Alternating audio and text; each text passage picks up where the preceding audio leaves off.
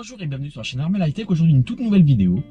Quel est l'impact sur nos consommations de la conduite accompagnée, du frein régénératif et de la réduction de la vitesse de conduite? Générique.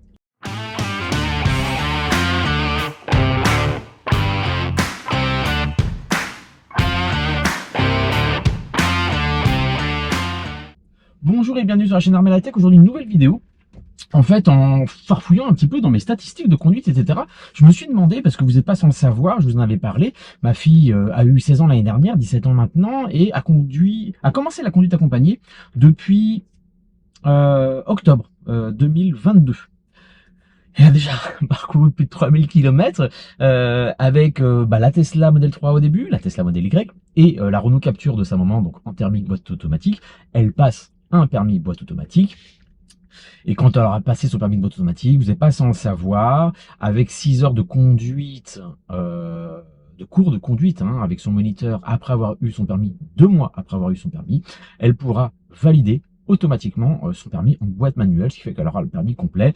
Nous, on a des voitures électriques à la maison. Sa maman a décidé de s'équiper d'une voiture automatique. Et voilà, passer le permis en boîte automatique, c'est un peu plus facile que passer en thermique. Ça nécessite moins d'heures de conduite en général parce que le candidat n'a qu'à se concentrer sur la circulation, s'insérer, gérer le trafic, etc. et pas être trop parasité par la gestion de la boîte de vitesse de la voiture, les démarrages en côte et compagnie. Voilà. Et puis je me suis posé la question parce que quand Lucille, ma fille, conduit la Tesla, systématiquement, je lui déconnecte le frein régénératif de la Tesla. Pour ce faire, j'utilise un accessoire qu'on appelle les sexy boutons qui me permettent, avec un bouton qui est positionné juste ici, de diminuer le frein régénératif jusqu'à son élimination complète, afin que la conduite ressemble plus à la conduite d'une boîte automatique thermique. Et puis bien sûr, Lucille respecte les limitations de vitesse du fait qu'elle est en conduite accompagnée, c'est-à-dire de 80 km/h sur route normale, 100 au lieu de 110 sur les nationales et 110 au lieu de 130 sur les autoroutes. Et puis, je me suis dit, tiens, est-ce que nos consommations entre Lucille et moi sont tellement différentes? Moi, je conduis avec mon frein régénératif avec la voiture en respectant la limitation de vitesse. Lucille conduit avec 10 km/h de moins, notamment sur la nationale, 20 km/h sur l'autoroute, mais n'utilise pas du tout le frein régénératif. Est-ce que ça a un tel impact? Est-ce que nos consommations sont si différentes que ça? Alors, je vais vous montrer, hop, tout de suite. Pour ce faire, voilà, hop, non, c'est pas moi que je veux filmer, c'est mon écran. Voilà, donc récemment, je vous avais montré, on a sur nos Tesla notamment, on a la possibilité d'avoir un navigateur internet. Et donc j'utilise un site qui s'appelle Tesla-Fi, un site qui me permet, donc avec les accès de mon compte Tesla, de récupérer dans la voiture pas mal de données. Et donc je suis allé chercher tous les trajets à peu près comparables. En fait, systématiquement, on va faire le même trajet avec Lucille, c'est-à-dire que moi, le vendredi soir, je vais chercher mes enfants chez leur maman, et donc Lucille va faire ce trajet donc de chez leur maman jusqu'à ma maison, à mon domicile, en conduisant. Et puis moi, le dimanche soir, je les ramène, et donc le dimanche soir, je vais faire ce trajet retour, moi aussi, mais c'est moi qui vais conduire, donc de chez mon ex-femme jusqu'à mon domicile. Et je me suis dit, tiens, je vais me focaliser sur ces trajets-là et voir si je vois une différence. Donc j'ai sélectionné tous ces trajets-là.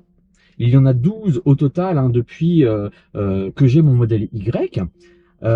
Et hop, vous voyez, j'ai tous ces trajets. Sur tous ces trajets, je vais voir la date, le trajet, combien de temps, combien de kilomètres, la consommation moyenne et la température.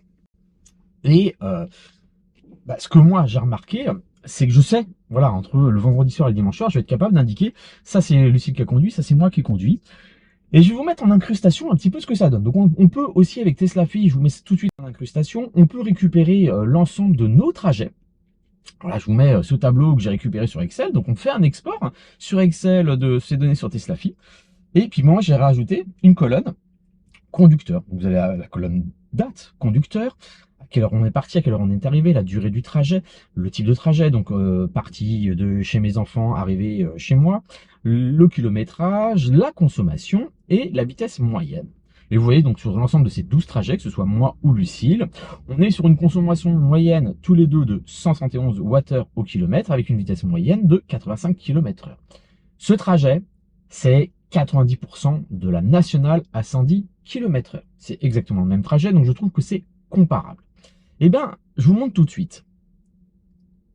Quand c'est moi, ma consommation moyenne est de 177 Wh au kilomètre pour une vitesse moyenne de 91 km/h, et vous voyez tous les trajets que j'ai pu faire.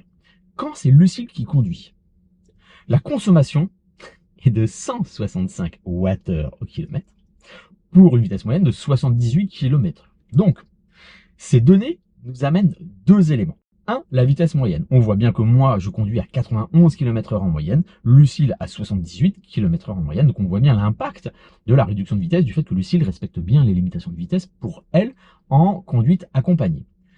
Et que derrière, eh ben, Lucille consomme, allez, 165, moi je consomme 165 et elle 177, Lucille va consommer 7% de moins que moi. Au début, je m'étais dit, et j'avais l'impression, il n'y a pas de frein régénératif, ça va vraiment nous pénaliser en termes de consommation.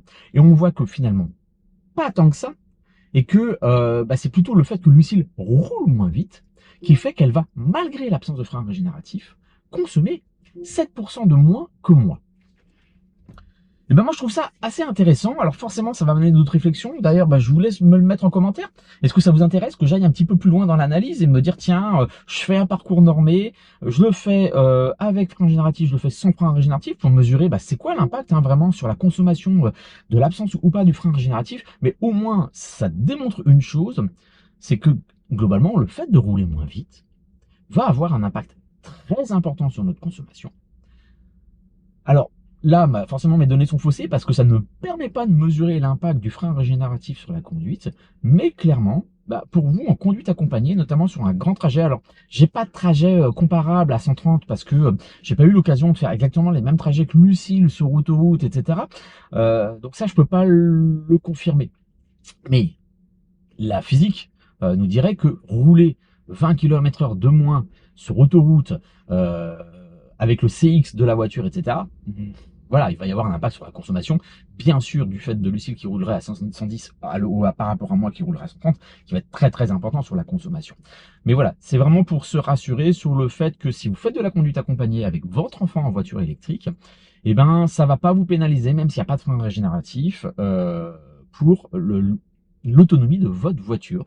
Bon voilà, c'était, je sais pas si ça vous intéresse plus que ça, moi c'était vraiment une question que je me posais depuis un moment, mais si vraiment ça vous intéresse, n'hésitez pas à le mettre en commentaire, que j'aille vraiment mesurer plus en détail l'impact du frein régénératif sur nos consommations et le fait de ne pas avoir de frein régénératif, qu'est-ce que ça nous apporte. On voit qu'il y a beaucoup de modèles de voitures, si je prends par exemple la MG4 qui a un frein régénératif qui est plutôt très léger par rapport à la Tesla qui est très important, puisque la Tesla va être en conduite one pédale, va freiner assez fort quand même avec son frein régénératif jusqu'à l'arrêt total, etc.